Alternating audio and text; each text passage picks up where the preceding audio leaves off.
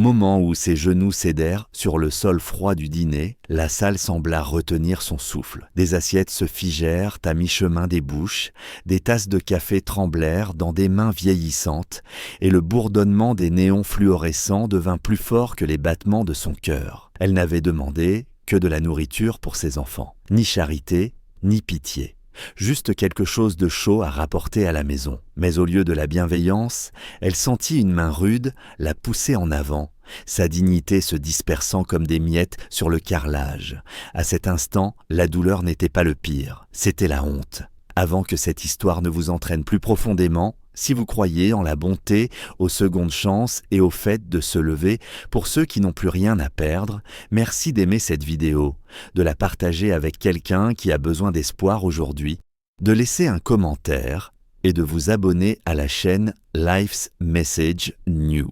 Dites-nous aussi dans les commentaires d'où vous regardez, car la compassion n'a pas de frontières. Elle s'appelait Mara Collins, et la vie lui arrachait des morceaux bien avant qu'elle ne franchisse la porte du dîner. 1 an plus tôt, elle avait un petit appartement qui sentait la lessive, le savon et les histoires du coucher, un emploi de nettoyage de bureau la nuit, et 2 enfants qui croyaient encore que leur mère pouvait tout réparer. Puis vinrent les licenciements, suivis des avis d'expulsion collés sur sa porte, et enfin la terreur silencieuse de voir les placards se vider plus vite que son espoir. Mara fit tout ce qu'elle put. Elle marcha des kilomètres à la recherche d'un travail, avala sa fierté dans les banques alimentaires et apprit à étirer un seul pain sur 3 jours. Mais ce matin-là, son plus jeune enfant avait pleuré de faim si fort que son visage était devenu rouge et quelque chose en elle se brisa. Elle rassembla chaque parcelle de courage qui lui restait et entra dans le dîner, pensant que demander des restes serait plus facile que de regarder ses enfants s'endormir le ventre vide, encore une fois. Le dîner était chaleureux, imprégné d'odeurs de graisse et de café, et pendant un bref instant cela ressemblait à un refuge. Les banquettes étaient occupées par des habitués dont les rides portaient des histoires, des gens qui venaient chaque matin parce que la routine était la seule chose qui les maintenait debout. Derrière le comptoir se tenait Ronan Keller, le gérant, un homme durci par des années de contrôle et d'amertume. Il ne vit pas Mara comme une mère ou un être humain, mais comme une perturbation. Lorsqu'elle demanda doucement s'il y avait de la nourriture destinée à être jetée, son visage se crispa d'agacement. Il vit la faiblesse et décida de l'écraser. Sa voix s'éleva, son tempérament s'enflamma et, avant que quiconque n'ait pleinement compris ce qui se passait, sa main se posa sur son épaule, la repoussant comme si elle était quelque chose de sale qu'il fallait balayer dehors. Mara trébucha, ses paumes raclant le sol, la poitrine en feu sous l'humiliation.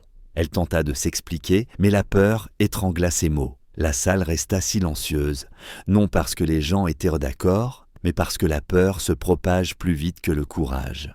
Certains détournèrent le regard, d'autres fixèrent la scène, incrédules, et quelques-uns serrèrent leur tasse plus fort, souhaitant être n'importe où ailleurs. La colère de Ronan se nourrit de ce silence. Il se sentit puissant, légitime, convaincu qu'il protégeait son commerce de quelqu'un qu'il jugeait inférieur. Il ne remarqua pas la porte du dîner s'ouvrir derrière lui, ni la manière dont l'air changea lorsque de lourdes bottes entrèrent. À l'extérieur, un groupe de motards s'était arrêté pour le petit déjeuner, leur moteur refroidissant sur le parking. Ils n'étaient pas les monstres que les gens imaginaient en voyant les vestes de cuir et les tatouages. C'étaient des hommes et des femmes qui avaient appris la loyauté à la dure, qui savaient ce que cela signifiait de tomber et d'être relevé par quelqu'un qui refusait de lâcher prise. Leur chef, Elias Monroe, avait vécu une vie qui lui avait appris à quel point la ligne était mince entre la survie et le désespoir. Quand ils entrèrent et virent une femme à terre, des larmes traçant des sillons sur son visage, quelque chose d'ancien et d'indestructible s'éveilla en eux. Ils ne se précipitèrent pas, ils ne crièrent pas, leur seule présence fit basculer l'équilibre de la pièce. Elias observa la scène avec un calme qui mit Ronan mal à l'aise. La colère du gérant vacilla lorsqu'il comprit qu'il n'était plus la force dominante dans la salle. Les motards restèrent immobiles,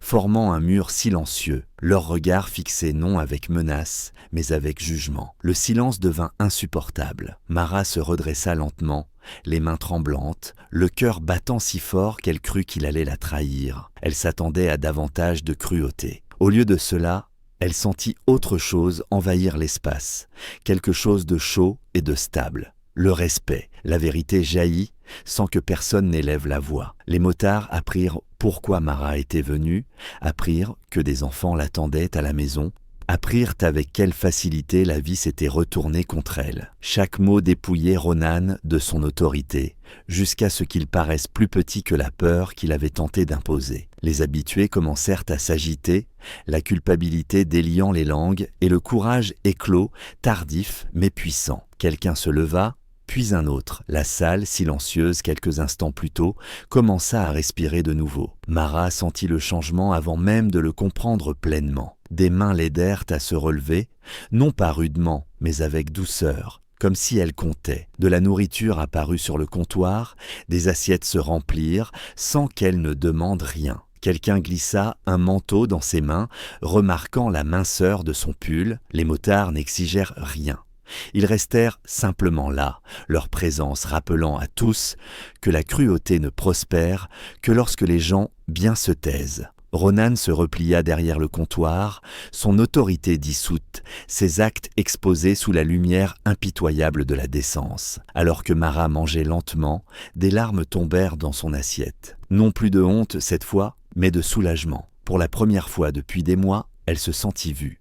Elle se sentit de nouveau mère, pas un échec. Les motards partagèrent l'espace avec elle, non comme des sauveurs, mais comme des témoins de sa force. Sans discours ni promesses, ils lui rappelèrent que le monde contenait encore des personnes prêtes à intervenir quand les choses allaient trop loin. Lorsqu'elle se leva enfin pour partir, ses bras étaient chargés, pas seulement de nourriture pour ses enfants, mais de quelque chose de bien plus lourd et infiniment plus précieux, l'espoir. Dehors, le soleil était monté plus haut et l'air semblait différent, plus léger. Les moteurs des motos rugirent, non comme une menace, mais comme un signe de solidarité, un rappel que parfois, l'aide arrive sous des formes que l'on n'attend jamais. Mara rentra chez elle d'un pas assuré, le dos plus droit qu'il ne l'avait été depuis longtemps. Ce soir-là, ses enfants mangèrent à leur faim, et elle les regarda dormir le cœur comme recousu. Elle savait que ses difficultés n'était pas terminé. Les factures l'attendraient toujours, le travail resterait incertain et la peur reviendrait dans les moments de silence. Mais elle savait aussi autre chose.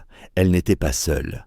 Et personne ne l'est lorsqu'il ose demander de l'aide. Si cette histoire a touché votre cœur, si elle vous a rappelé que la bonté peut changer le cours d'une vie, prenez un instant pour aimer cette vidéo, partagez-la avec quelqu'un qui a besoin d'espoir et abonnez-vous à Life's Message New. Ainsi, davantage d'histoires comme celle-ci pourront être racontées. Avant la fin de cette vidéo, nous avons une demande particulière pour vous. Laissez un commentaire ci-dessous avec un seul mot qui représente ce que cette histoire vous a fait ressentir, car vos mots pourraient être l'encouragement que quelqu'un d'autre cherche en ce moment.